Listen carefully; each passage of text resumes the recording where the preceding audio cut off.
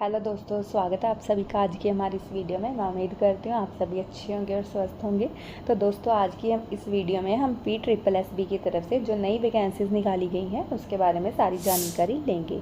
देखेंगे कौन कौन सी वैकेंसीज़ रहेंगी, कितनी वैकेंसीज़ रहेंगी, कौन कौन अप्लाई कर सकता है, क्या आपकी योग्यता रहेगी, कब तक आप अप्लाई कर सकते हैं। ये सारी जानकारी के लिए हमारे साथ अंत तक बने रहें। तो दोस्तों, अगर आप हमारे चैनल पर नए हैं तो हमारे चैनल को सब्सक्राइब कर लीजिए ताकि आगे आने वाली सारी वीडियोस की जानकारी आपको समय से मिलती रहे। तो दोस्तों, आइए देख लेते हैं जो हमारे पास PSSB की तरफ से नोटिफिकेशन निकाली गई है उसकी सारी जानकारी। तो दोस्तों, सबसे पहले तो हमें इंडेक्स बताया गया है कि इस नोटिफिकेशन में क्या क्या जानकारी रहेगी। उसके बाद हमें कुछ इंपॉर्टेंट डेट्स के बारे में बताया गया है, यानी कि आप कब से लेकर के कब तक इस फॉर्म को जो है अप्लाई कर सकते हैं, जो कि आपको बताया गया है 1 जुलाई से लेकर के 21 जुलाई 5 बजे तक आप इस पोस्ट के लिए अप्लाई कर सकते हैं। और जो फीस रहेगी इस पोस्ट के लिए वो आप 24 जुलाई तक भर सकते हैं। तो आपके पास 21 जुलाई तक का समय है, जितनी जल्दी हो सके इस पोस्ट के लिए अप्लाई कर दीजिएगा जो भी इस पोस्ट के लिए एलिजिबल है। तो दोस्तों, हमारे पास 3 तरह की पोस्ट रहेंगी, जिनके पास सबसे पहले रहेगी नैब तहसीलदार की पोस्ट, जिसके लिए हमारे पास 13 वैकेंसीज़ हैं। उसके बाद ऑडिट ऑफिसर की पोस्ट, जिसके लिए हमारे पास 3 वैकेंसीज़ रहेंगी। और उसके बाद इंस्पेक्टर ऑडिट की पोस्ट, जिसके लिए हमारे पास 135 वैकेंसीज़ जो है दी गई है। और हमें बताया गया है कि ये जो पोस्ट रहेंगी ये ग्रुप बी की पोस्ट रहेंगी।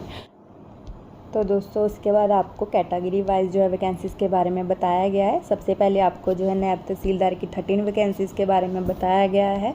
उसके बाद आपको जो है ऑडिट ऑफिसर की 3 वैकेंसीज़ के बारे में बताया गया है कि कौन कौन सी कैटेगरी के लिए वैकेंसीज़ रहेंगी।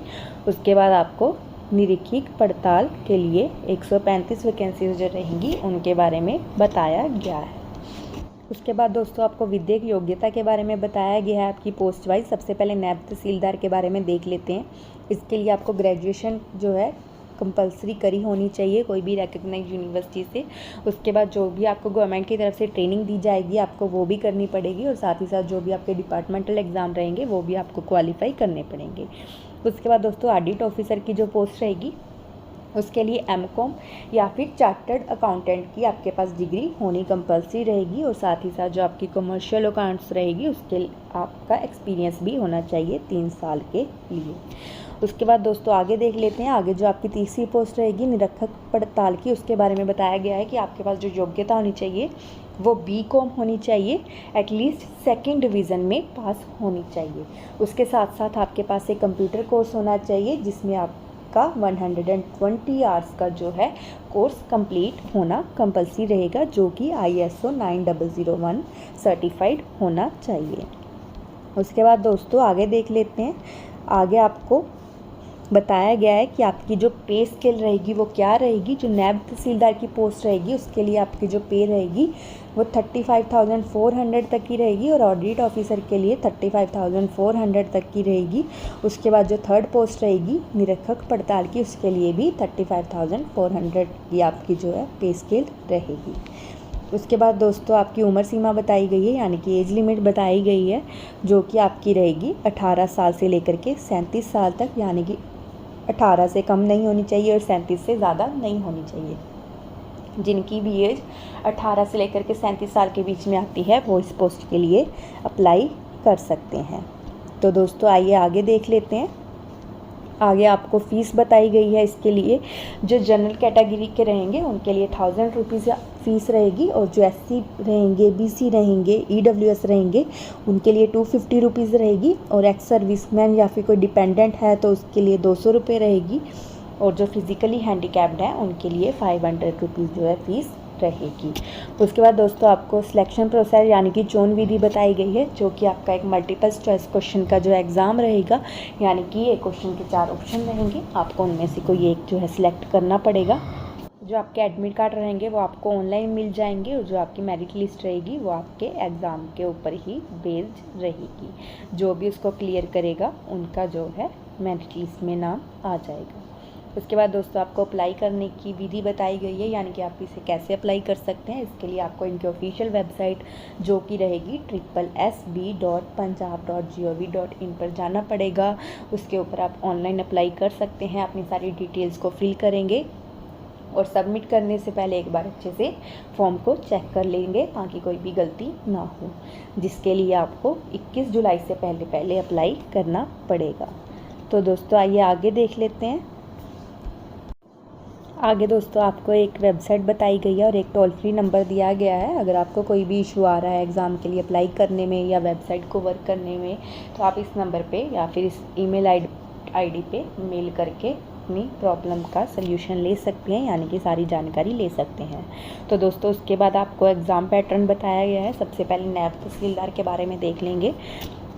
इसके लिए दोस्तों जो आपका एग्ज़ाम रहेगा उसमें आपसे जनरल अवेयरनेस यानी कि general knowledge, current affairs, Punjab की हिस्ट्री एंड कल्चर के बारे में, लॉजिकल रीजनिंग के बारे में, mental ability, Punjabi, English and ICT के बारे में पूछा जाएगा, जिसके आपसे 120 क्वेश्चंस पूछे जाएंगे। हर एक क्वेश्चन 1 नंबर का रहेगा, तो आपका एग्ज़ाम 120 मार्क्स का रहेगा। ये सारे क्वेश्चन जो हैं मल्टीपल चॉइस क्वेश्चंस रहेंगे और इसमें जो है नेगेटिव मार्किंग रहेगी जो कि 1/4 मार्क्स की रहेगी, यानी कि 0.25 मार्क्स की नेगेटिव मार्किंग रहेगी। उसके बाद दोस्तों आपको सिलेबस बताया गया है नायब तहसीलदार के लिए। जनरल अवेयरनेस का जो भी आपका सिलेबस रहेगा वो सब बताया गया है। Punjab history and culture, logical reasoning के बारे में, पंजाबी, इंग्लिश एंड आईसीटी का आपका सारा सिलेबस बताया गया है। आप यहाँ से चेक कर सकते हैं, जिसके सामने आपको नंबर ऑफ़ क्वेश्चंस भी बताए गए हैं कि किस में से कितने क्वेश्चंस पूछे जाएंगे और टोटल 120 क्वेश्चंस हो जाएंगे। उसके बाद दोस्तों नेक्स्ट देख लेते हैं इंस्पेक्टर ऑडिट के लिए, जिसमें जो आपका एग्ज़ाम रहेगा उसमें आपसे जनरल अवेयरनेस यानी कि general knowledge, current affairs, Punjab history and culture, logical reasoning, mental ability, Punjabi, English and ICT के साथ साथ कुछ क्वेश्चंस जो कि आपके सब्जेक्ट वाइज सिलेबस में से रहेंगे वो भी पूछे जाएंगे। ऊपर वाला जो आपका सेक्शन रहेगा ए, उसमें से आपसे 40 क्वेश्चन एंड सब्जेक्ट वाइज जो आपका रहेगा उसमें से 80 क्वेश्चन पूछे जाएंगे। टोटल 120 क्वेश्चन 120 मार्क्स के रहेंगे। इसमें भी आपकी नेगेटिव मार्किंग रहेगी जो कि 1/4 मार्क्स की रहेगी, यानी कि 0.25 मार्क्स की रहेगी। उसके बाद आपको इसका सिलेबस बताया गया है। सबसे पहले सेक्शन ए का सिलेबस बताया गया है, उसके बाद आपको सब्जेक्ट वाइज सिलेबस बताया गया है। सबसे पहले फाइनेंशियल अकाउंटिंग का आपको सिलेबस बताया गया है। उसके बाद आप देख सकते हैं कि आपको कॉस्ट अकाउंटिंग का बताया गया है, अकाउंटिंग फॉर मटेरियल का बताया गया है, marginal cost and management decisions का बताया गया है। तो दोस्तों ये थी आपकी सारी नोटिफिकेशन। मैं उम्मीद करती हूँ हमारी वीडियो से आपको सहायता मिली होगी, और अगर आपको कोई भी डाउट है तो आप हमें कमेंट सेक्शन में पूछ सकते हैं। मैं उम्मीद करती हूँ आपको हमारी वीडियो अच्छी लगी होगी। आप इसे लाइक और शेयर करना ना भूलें और साथ ही साथ हमारे चैनल को सब्सक्राइब कर लीजिए। और दोस्तों धन्यवाद, मिलते हैं अगली वीडियो में।